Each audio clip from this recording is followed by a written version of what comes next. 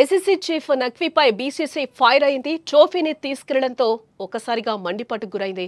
ఆయన కప్పు ఎలా తీసుకెళ్తారని కూడా ప్రశ్నించింది.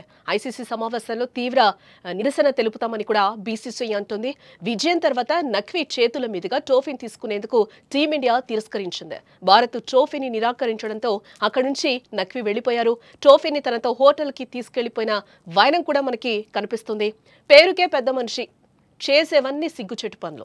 హుందాగా వ్యవహరించడం అస్సలు రాదు. కనీసం మర్యాద కూడా తెలీదు. అతనెవరో కాదు, పాకిస్తాన్ మంత్రి, PCB chairman, ACC chief Mohsin Naqvi. అతని చేతుల మీదుగా టీమిండియా కప్పు తీసుకోవద్దని తెలిసినా నేనే అందిస్తానని మారం చేస్తూ గంటసేపు అవార్డు ఫంక్షన్ను ఆలస్యం చేయడమే కాదు, తర్వాత అతడు ప్రవర్తించిన తీరు కూడా నవ్వు తెప్పిస్తుంది. గెలిచి తీసుకెళ్లాల్సిన కప్పును గెలవకుండా తనతో తీసుకెళ్లిపోయాడు. మొహసిన్ నఖ్వీ నుంచి ఆసియా కప్ ట్రోఫీ తీసుకోవటానికి టీమిండియా నిరాకరించింది. నఖ్వీ ట్రోఫీని అందజేస్తానని పట్టుబడ్డంతో వేడుక గంటకు పైగా ఆలస్యమై ట్రోఫీ ప్రదానం లేకుండానే ముగిసింది. Emirates cricket board vice chairman Khalid Al Zarooni నుంచి ట్రోఫీని స్వీకరించడానికి భారత ఆటగాళ్లు సిద్ధంగా ఉన్నప్పటికీ నఖ్వీ మాత్రం అంగీకరించలేదు. తనతో పాటు ట్రోఫీని తీసుకెళ్లిపోయారు. నఖ్వీ నుంచి ట్రోఫీని స్వీకరించడానికి టీమిండియా నిరాకరించడం వెనుక ఓ బలమైన కారణం కూడా ఉంది. నఖ్వీ తన ఎక్స్ ఖాతాలో చేసిన పోస్ట్ టీమిండియా నిర్ణయానికి ప్రధాన కారణం. ఆదివారం చేసిన ట్వీట్లో నఖ్వీ ఫైనల్ డే అని పేర్కొన్నారు.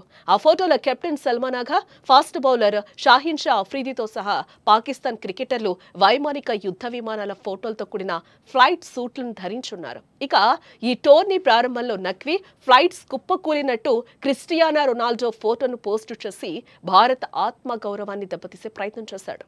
దీంతో నఖ్వీపై ఫైనల్లో భారత జట్టు జలకిచ్చింది. అయితే తనతో పాటు కప్ను, మెడల్స్ను తీసుకొని హోటల్లోకి వెళ్లిపోయాడు. దీనిపై బీసీసీఐ తీవ్ర ఆగ్రహాన్ని వ్యక్తం చేస్తోంది. ఐసీసీ సమావేశంలో తీవ్ర నిరసన తెలుపుతామని బీసీసీఐ కార్యదర్శి దేవజిత్ సైకియా కూడా పేర్కొన్నారు.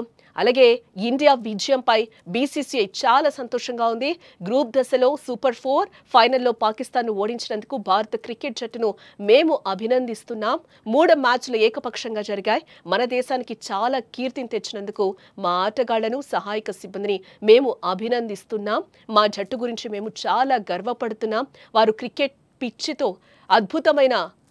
పిచ్పై అద్భుతమైన ప్రదర్శన ఇచ్చారు. భారత క్రికెట్కి ఇదొక చిరస్మరణీయ సందర్భం.